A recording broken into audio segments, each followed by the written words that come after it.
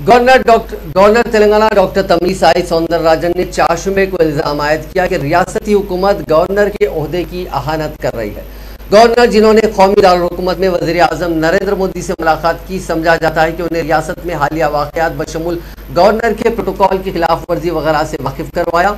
वज़ीर आज़म को रियासती मुखन्ना के बजट सेशन से गवर्नर को खुतबे से दूर रखने से मुतालिक फैसले से भी वाकिफ करवाया गया।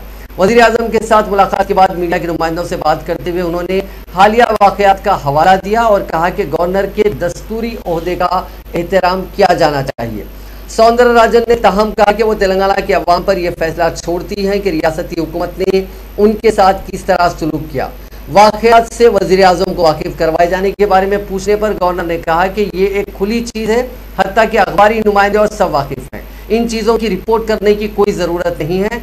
हालिया महीनों के दौरान गवर्नर सौंदरराजन और चीफ मिनिस्टर चंद्रशेखर राव के दरमियान इख्तलाफात में इजाफे के पस मंजर में इस मुलाकात को अहमियत हासिल हो गई है।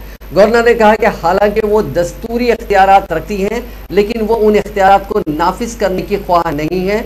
उन्होंने दावा किया कि वो हुकूमत के साथ अच्छे ताल्लुकात बरकरार रखने की ख्वाह हैं।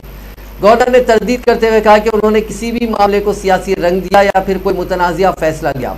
उन्होंने रुकने कानून साज काउंसिल की हैसियत से पी कौशिक रेड्डी की नामजदगी के ताल्लुक से हुकूमत की सिफारिश पर अपने फैसले की मुदाफियत भी की। उन्होंने कहा कि वो मुझ पर ज़बरदस्ती नहीं कर सकते। मैं पहले ही वजाहत कर चुकी हूँ कि ये गवर्नर का कोटा है और उसके ज़रिए सिर्फ समाजी खिदमत के तहत ही काउंसिल में रुकून को नामजद किया जा सकता है।